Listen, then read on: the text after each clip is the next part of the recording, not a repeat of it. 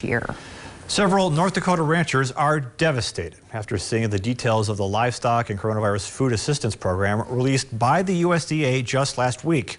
The period in which you had to sell your cattle to receive the highest possible payment has passed, long before the program became available.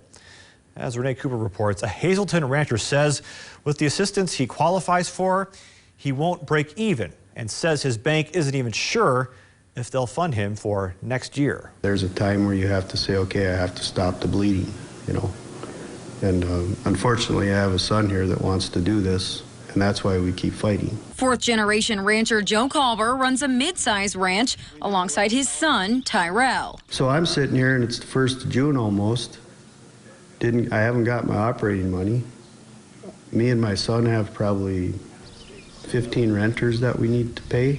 So here's a breakdown of the program. Part 1 will give ranchers a set payment for each animal if they were sold between January 15th and April 15th. Now Part 2 over there gives producers a payment that's 3 or more times less per head. For all of the inventory they still had in their pastures, that's between April 16th and May 14th. Cobber tells me year after year he sold his cattle early in March, which would have earned him $139 a head. This year he decided to wait until May, holding out hope the cattle market would improve and he could avoid asking for assistance. And with 1,300 feeder cattle, the difference in relief money is almost $138,000. Well, that was devastating because when you look at the data, we're way below the average price, or whatever you want to call it, than the people that sold in January and February. Cobber is referring to prices from the USDA's website. He says anyone who sold cattle after April 15th will tell you the same.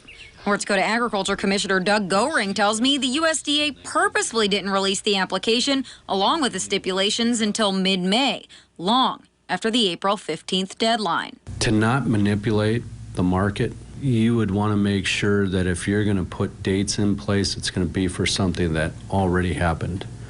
Because if you try to pay for something that you believe will happen, Congress won't stand for it, the people won't stand for it, and it's not a good way to build a program. Right, wrong, or indifferent, that was the dates they came up with. I asked Goehring if this ends up protecting bigger ranches that were able to sell early despite a loss versus small and mid-sized ranches like the Cobbers. That's just it. It's a tough call. They did a pretty fair job considering. If I were doing it, I probably would have done it slightly different. I call it discrimination myself, but you know, I don't know what you'd want to call it.